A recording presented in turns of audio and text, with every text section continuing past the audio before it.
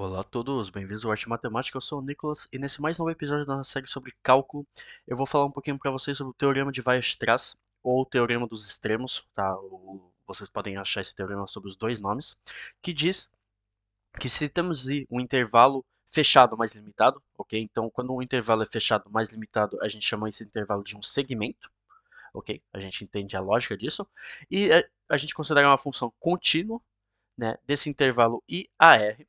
O teorema nos diz que f é limitado em R e ele vai atingir seus limites. Isso daqui é muito interessante para toda vez que a gente vai calcular, fazer estudos de função, né? Por exemplo, aplicar integrais. Isso pode nos ajudar bastante nos nossos cálculos. Beleza? Então, o vídeo de hoje eu vou demonstrar esse teorema, que não é muito difícil de demonstrar, obviamente, se vocês tiverem a ideia, e depois um pequeno exemplo simples, né, para vocês entenderem a importância do teorema de Weierstrass. Ok? Então, para demonstrar esse teorema, a gente vai mostrar pelo absurdo.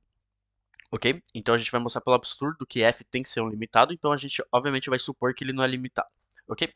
Então, eu vou fazer uma disjunção de casos. Então, em vez de considerar que f não é limitado diretamente, eu vou falar que f não é majorado. E depois eu vou considerar que f não é minorado. Ok? Então, eu vou trabalhar no extremo superior e no extremo inferior. Ok? Então, vamos supor. Então, supor que f não é majorado, ok? Então eu vou escrever aqui abreviando, para a gente não perder muito tempo, ok? Mas depois vocês escrevem bonitinho, ok? Então, o que significa não ser majorado?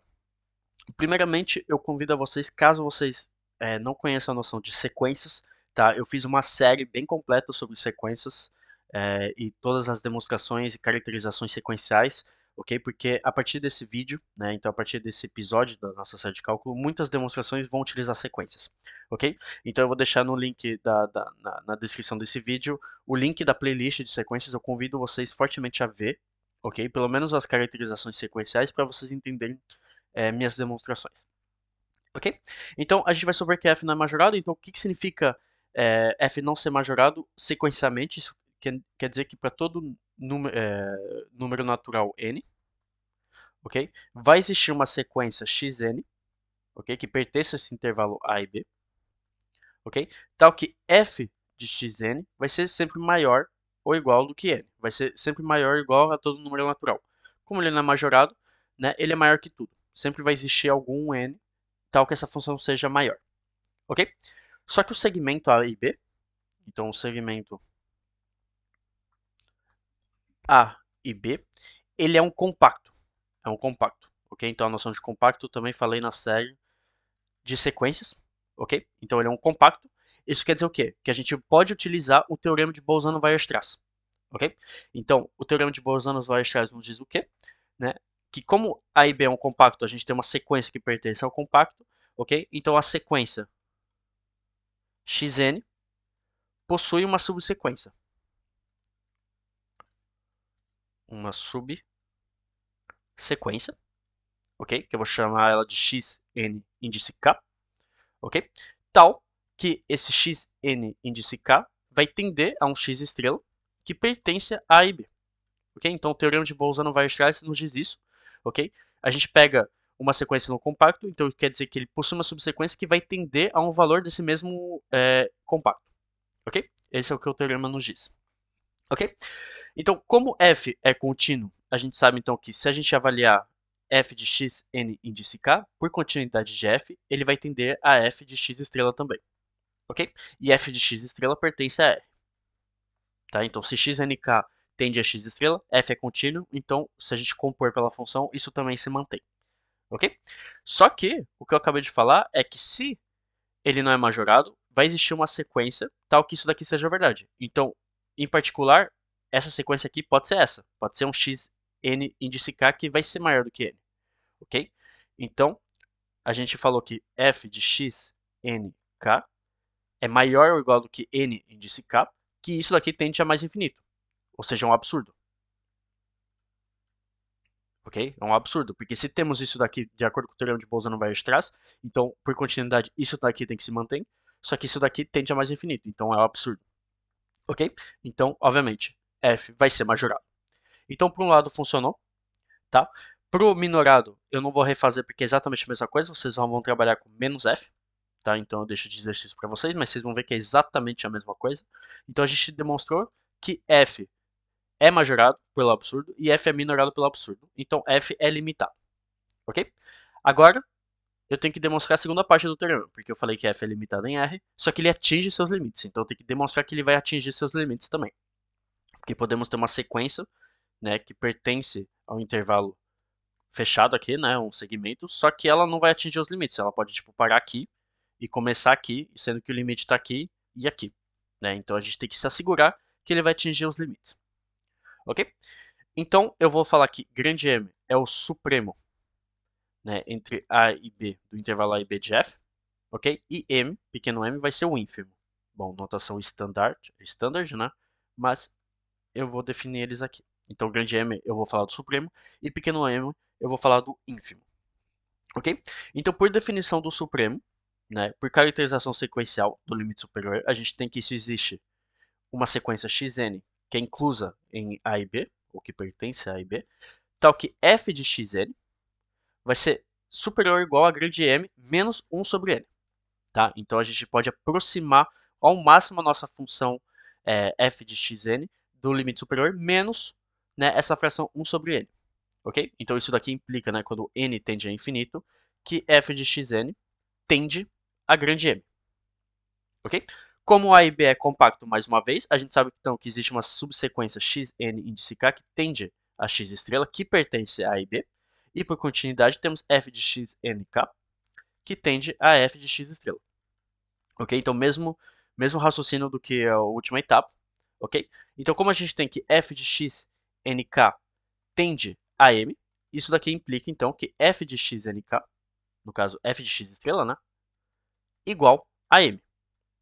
Porque se f de x nk tende a f de x estrela e ele também tende a m, então necessariamente, né, por unicidade do limite, f de x estrela igual a m. E isso vai funcionar exatamente igual para a minoração, para o pequeno m. Ok? Então com isso vamos trabalhar com esse exemplo aqui, tá? Então vamos demonstrar aqui para todo x que pertence entre 0 e 2, f de x vai ser um limitado e vai atingir seus limites. E a gente vai achar esses limites. Então a gente vai achar o supremo e o ínfimo dessa função nesse segmento aqui 0 e 2. Ok? Então, primeiramente, para aplicar o teorema, a gente tem que verificar que f de x é contínuo. Ok? Então, vamos verificar que ele é contínuo. Então, a gente vai considerar uma subfunção g de x que é igual a x2 menos x. Ok? Então, vamos trabalhar. A gente tem uma composta entre uma raiz e uma outra função. Ok? Então, vamos trabalhar com essa outra função primeiro. Então, x vezes 2 menos x, que é igual, então, a 2x menos x ao quadrado. Ok? Então temos uma diferença de polinômios, tá? Então pelos teoremas gerais, isso daqui, obviamente, é C0. Então G é C0, então ele é contínuo. Ok? A gente sabe então que para todo x que pertence entre 0 e 2, g de x é positivo ou nulo. Ok? Então a gente só avalia a função aqui, a gente sabe que isso daqui é positivo ou nulo. Né? Então isso implica que a função raiz ela é aplicável nesse intervalo. Tá? A gente pode ter a função raiz. Então temos que f de x igual a raiz de g de x, ok? E a função raiz de x é C0. Então f de x é C0, então f de x é contínuo entre 0 e 2, ok? Então, obviamente, a gente poderia dizer isso diretamente, mas vocês têm que tomar cuidado, porque vocês têm que averiguar mesmo que o intervalo funciona. Né? Se x for maior do que 2, temos 2 menos 3, por exemplo, isso daqui já vira negativo. Aí uma raiz negativa não vai dar certo, não nos reais, pelo menos. Ok? Então, de acordo com o teorema, né, como f é C0 em 0 entre 0 e 2, né, de acordo com o teorema de Weierstrass, ele é limitado, então f é limitado, ok? E atinge seus limites. Então, atinge seus limites. Ok? Então agora vamos procurar os limites, tá? Então procurar o máximo ou o mínimo vocês sabem fazer. A gente vai considerar a derivada e a segunda derivada para saber se é o máximo ou o mínimo, ok? Então vamos maximizar f primeiro. Então a derivada de g de x igual a 2 menos 2x. Né? Por que eu vou considerar g de x e não f de x? Porque se a gente maximizar g de x, a gente já maximiza f de x. Então fica muito mais fácil do que derivar uma raiz aqui. Beleza? Então, g de x igual a 2 menos 2x. E a gente avalia, então, a derivada de g de x que é igual a 0. Então isso daqui é equivalente a dizer que x igual a 1, ok? Então a gente sabe que a gente tem um extremo em x igual a 1, agora a gente tem que ver se ele é um máximo ou um mínimo. Então a gente considera a segunda derivada de x, ok? Então isso daqui é igual a menos 2, né? Obviamente isso é uma constante, isso vai embora, então fica menos 2. Menos 2 é estritamente inferior a zero, então isso implica que x igual a 1 é um máximo, ok? Então a gente lembra um pouquinho da nossa troca, né? Se for menor que zero, então é para baixo, a gente pensa, então a gente é o máximo, e se for o contrário, é o mínimo, ok? É a inversão para vocês lembrarem facilmente dessa regra, ok? Agora a gente avalia os pontos, então temos que g de zero igual a zero, né? Então o limite inferior. Temos o limite superior g de 2, que é igual a zero também, ok? E o extremo, g de 1, que é igual a 1, ok? Então a gente sabe então que o mínimo igual a zero e o supremo, o ínfimo igual a zero e o supremo igual a 1, ok? Então no nosso intervalo entre zero e 2, né, eu não sei qual que é a forma dessa função, tá? Eu não fiz o gráfico dela, então eu não sei, mas eu sei, né, que em 1 ela vai ter um máximo. Então, com certeza ela vai subir de alguma forma, ela pode subir dessa maneira, dessa maneira, dessa maneira, ok? Mas o importante é saber que ela vai descer, ok? Então ela atinge os seus limites, ok? E temos o supremo em x igual a 1. Então, esse foi o vídeo de hoje, eu espero que vocês tenham gostado, ok? Então, vídeo relativamente simples de cálculo, tá? O mais complicado realmente é a demonstração com caracterização sequencial, ok? Isso nos dá um utensílio poderoso para os nossos estudos de função. Beleza? Então eu espero que vocês tenham gostado e a gente se vê com os próximos vídeos. Até mais.